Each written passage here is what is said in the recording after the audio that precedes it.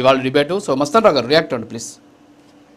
Sir ఇప్పుడు కేవలం ఒక సంవత్సరం పదవి కోసం ఒకవేళ కార్పొరేటర్లు వస్తానన్నప్పుడు నేను ఇక్కడ ఒకటి గుర్తు చేస్తానండి. లోకేష్ గారు, మన పవన్ కళ్యాణ్ గారు కూడా గతంలో ఇది చేసి అంటే హుందాతనంతో కూడిన రాజకీయాలు చేయాలనేది ఏంటంటే అది మన దగ్గరికి ఎవరన్నా వస్తే వాళ్ళని రాజీనామా చేయించి తీసుకుందాం అనేది చెప్పారు. ఒకటి నేను ఈ విషయం ఏంటంటే ఇప్పుడు వీళ్ళు అదే ఉల్లంఘిస్తున్నారు. గతంలో జగన్మోహన్ రెడ్డి గారు కూడా 151 వచ్చినప్పుడు వాళ్ళు 23 మందిని కొని 4 మంత్రులుగా చేశారు. నేను అలాంటివి చేయను, బై ఎలక్షన్ పెట్టే తీసుకుంటానన్నారు.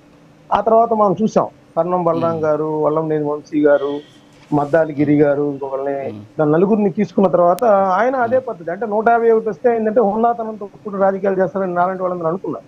కానీ ఆయన కూడా అదే పాట పెట్టారు. ఆ తర్వాత మీకు శాసన మండలి కూడా గుర్తు చేస్తారు. శాసన మండలిలో వీళ్ళకి బలం తక్కువగా ఉంది, వైఎస్ఆర్సీపీకి తక్కువగా ఉన్నప్పుడు శాసన మండలిలో బిల్లులు పాస్ అవ్వట్లేదు. సో ఆ సందర్భంగా ఏంటంటే డొక్కా మాణిక్యవరప్రసాద్ గారు కానీ, పోతుల సునీత గారు కానీ ఇలాంటి వాళ్ళని కూడా వాళ్ళని రాజీనామా చేయించి జగన్మోహన్ రెడ్డి గారు తీసుకోలేదు. సేమ్ అలానే తీసుకున్నారు. బొత్స సత్యనారాయణ గారు లాంటి వాళ్ళు వాళ్ళకున్న సాన్నిధ్యాన్ని ఉపయోగించి డొక్కా మాణిక్యవరప్రసాద్ గారిని చర్చలు జరపడం, ఆహ్వానించడం, వాళ్ళు కూడా రాష్ట్ర అభివృద్ధిని దృష్టిలో పెట్టుకొని అన్నట్టు ఇప్పుడు ఎప్పుడైతే కార్పొరేట్లు చెప్తున్నారు చూసారా, కార్పొరేట్లు అందరూ కూడా మా వార్డు డివిజన్ల అభివృద్ధి వస్తున్నామని చెప్పేసి ఆ రోజు కూడా వాళ్ళు కూడా అలానే వచ్చారు. ఇప్పుడు మద్దాలి గిరి గారు కూడా అలానే వచ్చారు. సో అప్పుడు కూడా రాపాక వరప్రసాద్ గారు ఆ పార్టీలో చేరినప్పటికీ కూడా బహిరంగంగా ఆ విధంగా ఉంది. అట్లాంటి వాటిని జగన్మోహన్ రెడ్డి గారు కూడా ఆ రోజు నివారించాల్సింది. ఎందుకంటే గతంలో టీడీపీ 23 మందిని ఆ విధంగా చేసింది కాబట్టి మేము ఇప్పుడు సప్తగిరి ప్రసాద్ గారు చేశారు, మేము వాళ్ళు చేశారు కాబట్టి వాళ్ళకి అప్పచెబుతామని. అదే నేను అంటుంది, ఈ రాజకీయాలు ప్రతీకారం వాళ్ళు చేశారని వీళ్ళు చేశారని వాళ్ళే చేస్తుంది కానీ డెమోక్రటిక్ గా ఆలోచించట్లేదని అంటారు. ఇంకోటి పెద్దపాల శిక్ష అంటున్నారు. అదే పెద్దపాల శిక్షలో కూడా సప్తగిరి ప్రసాద్ గారు, నేను విమర్శించట్లేదు కానీ ధర్మం తప్పినప్పుడు ధర్మం అదే కలగజేసుకుంటుంది. ధర్మం ఎవరైతే తప్పుతారో అదే ధర్మాన్ని కలగజేసుకుంటుంది, ప్రతీకారం చేయమని చెప్పదు. అదే పెద్ద బాలకృష్ణ కూడా అది కూడా గమనించాలి. నేను అనేది ఏంటంటే ఒక సంవత్సరం పాటు ఉండే పదవులు కనీసం నిధులు కూడా లేవు దానికి. ఏ స్థానిక సంస్థలు చూసుకున్నా కూడా మున్సిపల్ కార్పొరేషన్లు, మున్సిపాలిటీలు చూస్తే నిధులు కూడా లేని పరిస్థితులు ఉన్నాయి. ఆ నిధులు లేని పరిస్థితుల కోసం, ఆ పదవుల కోసం ఎప్పటికప్పుడు రంగులు మార్చి చొక్కాలు మార్చే ఇట్లాంటి కొంతమంది కార్పొరేటర్ల కోసం వెంపర్లాడి ఆ పదవులు అన్నిలో వాళ్ళు బాగుకునేది ఏమి ఉండదు. కుటుంబ సర్కారు కూడా నిజానికి 164 ఇచ్చినప్పుడు ఏంటంటే రేపు మన శాసన మండలి పట్టభద్రుల ఎలక్షన్స్ లో కూడా వాళ్ళకే ఇచ్చారు. ఓటింగ్ పర్సంటేజ్ పెరిగిన పరిస్థితి కూడా ఉంది. అలాంటి పరిస్థితుల్లో ఇలా గోడలు దూకే కార్పొరేటర్ల కోసం ఆ పదవులు గెలుచుకోవడం కోసం ఆ మేయరు లేదా డిప్యూటీ మేయరు, జడ్పీ చైర్మన్ లేదంటే ఎంపీపీలకు సంబంధించి గెలుచుకోవడం కోసం ఈ విధమైన రాజకీయాలు అనేది సరైన పద్ధతి కాదనేది నేను అంటాను. ఎందుకంటే ఖచ్చితంగా కూటమి సర్కారు వాళ్ళ పరిపాలన చూపిస్తా ఉన్నారు, అభివృద్ధి అంటున్నారు. గతంలో కేవలం సంక్షేమం మాత్రమే చేసిన పరిస్థితుల్లో ప్రజలు కొన్ని అరాచకాలకు కానీ, దౌర్జన్యాలకు కానీ, లేదంటే ఓన్లీ సంక్షేమం ఒకటే చాలదు మాకు అనే తీర్పు ఇచ్చిన నేపథ్యంలో వీళ్ళు పరిపాలన మీద దృష్టి సారించి ఇప్పుడు వివేక్ బాబు గారు చెప్పారు, మేము మా పరిపాలన దాన్ని బట్టే మేము రేపు స్థానిక సంస్థల్లో ఎలక్షన్స్ కి వెళ్తాము, ఖచ్చితంగా మేము విజయం దిశగా పయనిస్తామని చెప్తా ఉన్నారు. ఆ విధమైనది మంచిదానికి అంటే కేవలం నాకు తెలిసి అయితే 7-8 నెలలే ఉంటుంది ఎలక్షన్ నోటిఫికేషన్ వస్తే కనుక. ఈ పదవులు అనేది శాశ్వతం కాదు. ఇప్పుడు మనం విశాఖపట్నం చూసాం, తిరుపతి చూసాం, నెల్లూరు చూసాం, గుంటూరులో అయితే ముందుగానే మేయర్ రాజీనామా చేసిన పరిస్థితి, ఒంగోలులో అయితే అక్కడ జనసేనకి అటు టీడీపీలోకి ఏమో మేయర్ వెళ్ళారు, జనసేనకి కార్పొరేట్లు కూడా క్యూలు కట్టిన పరిస్థితి కూడా చూస్తా ఉన్నాం. నేననేది ఏంటంటే ఇలాంటి వాళ్ళని చేర్చుకోవడం ద్వారా వాళ్ళ రాజకీయ పథం గడుపుకోవడానికి, వాళ్ళకి రాజకీయ ప్రాధాన్యత ఇవ్వడానికి వీళ్ళని ఎందుకు చేర్చుకోవాలి కుటుంబ సర్కార్ అనేది పాయింట్. ఖచ్చితంగా ఇది ప్రజల్లో అనవసరమైన వాళ్ళ పట్ల కొంత ప్రజాదరణ తగ్గే అవకాశం ఉంది. ఎందుకంటే రైట్ రాయల్ గా ఇప్పుడు ఇందాక సప్తగిరి ప్రసాద్ గారు ఒక మాట చెప్పారు, నిజంగా నుంచోబెట్టి అటు ఇటు నుంచున్న తర్వాత ఎవరు గెలిస్తే వాళ్ళు సక్సెస్ఫుల్ గా ప్రజల ఆదరణ చూడకుండా అవుతారు. కానీ ఈ విధంగా వాళ్ళు వస్తున్నప్పటికీ కూడా వీళ్ళంటున్నారు ఏమంటారు, వాళ్ళే వస్తున్నారంటారు, వీళ్ళేమంటారు ప్రలోభాలకు గురి చేస్తే వైసీపీ ఆరోపిస్తుంది, ప్రలోభాలకు గురి చేస్తున్నారు లేకపోతే భయపెడుతున్నారు. ఆ రోజు ఎన్నికప్పుడు ఏ విధంగా భయపెట్టారో, ఏ విధంగా ప్రలోభాలకు గురి చేశారో ఇందాక వివేక్ బాబు గారు చూపించినట్లు వీడియోలు అవన్నీ కూడా నామినేషన్ పత్రాలు లాక్కున్నారు. ఈ రోజు హైకోర్టులో పోరాటాలు జరుగుతున్నాయో అదే విధమైన పద్ధతి ఇంక వేరే యాంగిల్లో జరుగుతుంది ఇక్కడ. అంతేగాని ఈ విధమైన అది కరెక్ట్ కాదనేది నా ఉద్దేశం. ఓకే వివేక్ బాబు గారు రియాక్ట్ అవ్వండి ప్లీజ్.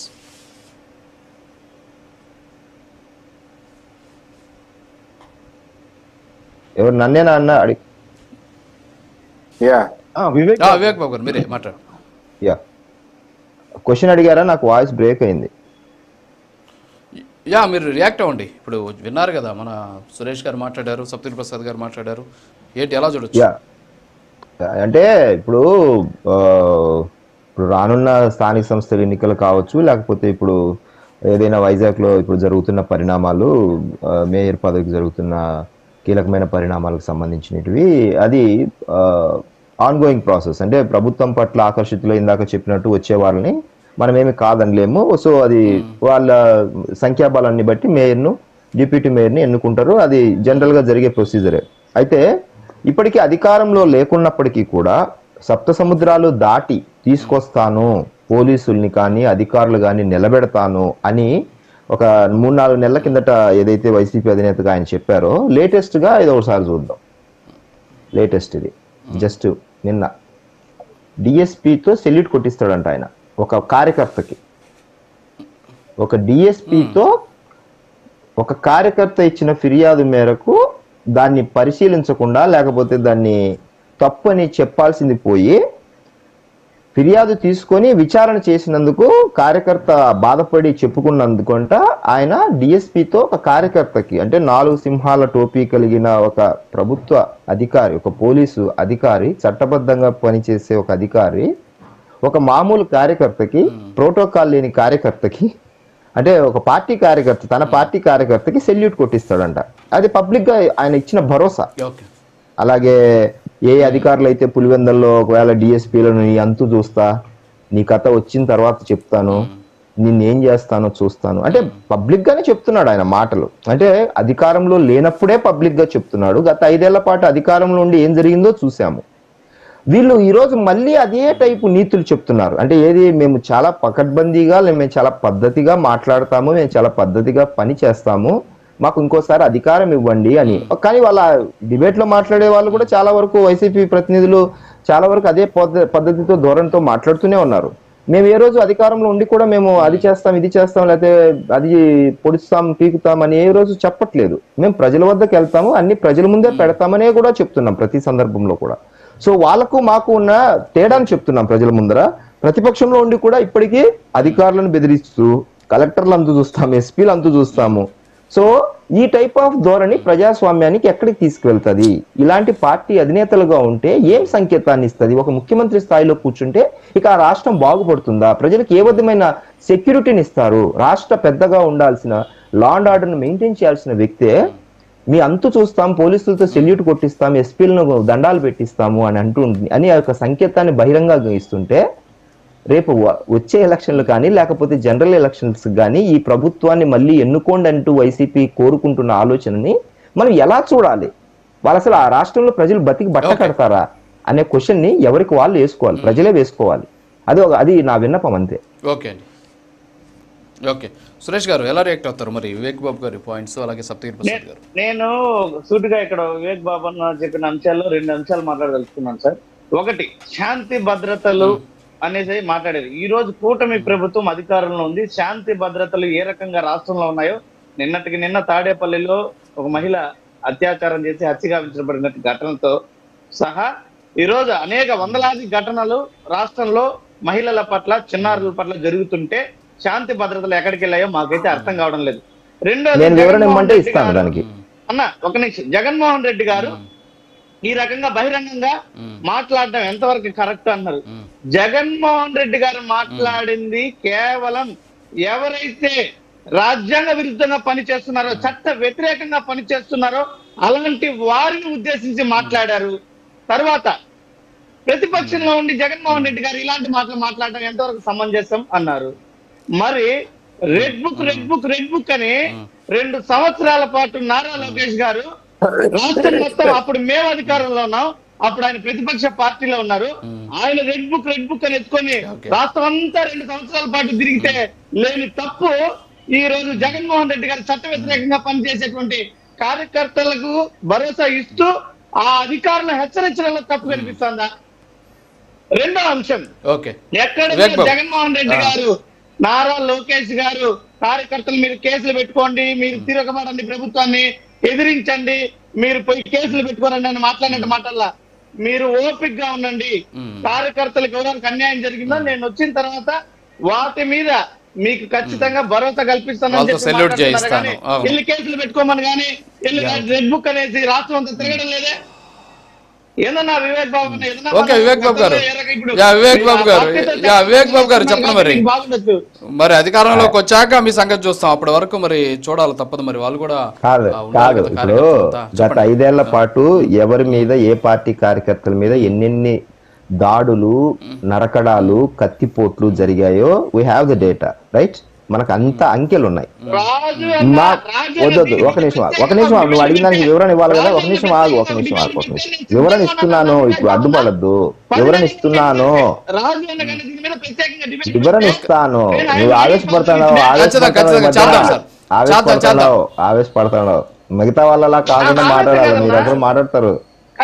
వైసీపీలో మిగతా వాళ్ళతో మాట్లాడినట్టు మాట్లాడకుండా నేను మీతో కరెక్ట్ గా మాట్లాడుతున్నాను. వద్దు, ఒక నిమిషం ఆగాల. ఒక నిమిషం ఆగితే చెప్తాను. ఇప్పుడు గత 5 ఏళ్ల పాటు వైసీపీ వాళ్ళు టీడీపీ వాళ్ళ మీద ఎంతమంది దాడులు జరిగాయి, జనసేన మీద ఎంత జరిగాయి, బీజేపీ అంటే కొంచెం తక్కువ సంఖ్యలో జరిగాయి.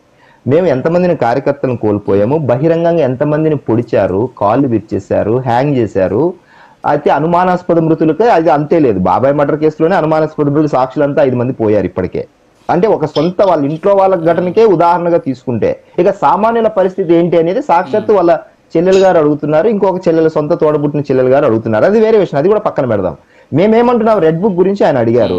రెడ్ బుక్ లో ఏం చెప్తున్నాం? ఆ రోజు చెప్పాం, ఈ రోజు చెప్తున్నాం. తప్పు చేసిన వారిని రాసుకొని చట్టబద్ధంగా శిక్షిస్తామన్నాం. ఇప్పుడు ఏమంటున్నారు ఆయన? కార్యకర్తకు సెల్యూట్ కొట్టించడం అంటే, కార్యకర్తకు సెల్యూట్ కొట్టించడం అనేది తప్పు. ఒకవేళ ఆ అధికారి, పోలీస్ అధికారి తప్పు చేసింటే లా ప్రకారం వెళ్ళి శిక్షించాలి. ఒకవేళ దొంగ కేసో ఇంకో కేసో పెడితే విచారణ చేసి, ఇప్పుడు ఎలాగైతే పోలీస్ ఆఫీసర్లు ఎంతో మంది ఇప్పుడు విచారణ ఎదుర్కొంటున్నారో, మేము వాళ్ళని ఏమి తప్పుడు పద్ధతుల్లో చేయట్లేదు, కొట్టట్లేదు, ఇంకోటి చేయట్లేదు. చట్టానికి అప్పచెప్పాలి, న్యాయాధికారులు ఉంటారు, వాళ్ళకి అప్పచెప్పాలి. అది ఒక ప్రోటోకాల్, అది మన రాజ్యాంగం ఇచ్చినది. సెల్యూట్ కొట్టిస్తామనేది లా కాదు, అది లాను వైలేట్ చేయడం అంటారు. అంటే లా మేకర్స్ గా ఉన్న వ్యక్తులు లా వైలేట్ చేయడాన్ని మీరు సమర్థిస్తున్నారు పక్కాగా. అది తప్పు అంటున్నాం. అది అలా ఎలా చేస్తారు? మీరు ఓపెన్ గా మీరు చెప్పేస్తున్నారు, ఓపెన్ గా కన్ఫెస్ చేస్తున్నారు. మేము సెల్యూట్ కొట్టిస్తామంటే తప్పు కాదు అన్నట్టు చెప్తున్నారు. అక్కడ మీరు దొరికిపోయినట్టే కదా. అలాంటి స్టేట్మెంట్స్ ఇచ్చి మీరు ఇంకా దొరికిపోతారు. వద్దు, తప్పు చేసినప్పుడు మేము తప్పు చేస్తాం. మేము ఎలా ఒప్పుకుంటాము? మా అధినేత గానీ లేకపోతే చంద్రబాబు గారు గానీ ఏదైనా తప్పు జరిగితే తప్పకుండా క్షమాపణ అడుగుతాము, ఇది సరిగ్గా జరగలేదు అని ఒప్పుకుంటాము. అప్పుడు ఏమవుతుంది? బాధ్యత పెరుగుతుంది. మేము తప్పు చేసామని ఎప్పుడైనా ఒప్పుకున్నప్పుడు బాధ్యత పెరుగుతుంది. ఇంకోసారి జరగకుండా చూసుకోవాలి, మనం ఆల్రెడీ ప్రజలకు ఒక జవాబుదారీగా ఉన్నామని ఒక బాధ్యతను పెరుగుతుంది. అది ఒక మంచి సాంప్రదాయం రాజకీయాల్లో. అలా మీరు గత 5 ఏళ్ల పాటు చేయకుండా ఇది మా రాజ్యాంగం, ఇది మేము రాసుకున్న రాజ్యాంగం, రాజేంద్ర రాజ్యాంగం, ఇంకోటి రాజ్యాంగం అనుకొని మీరు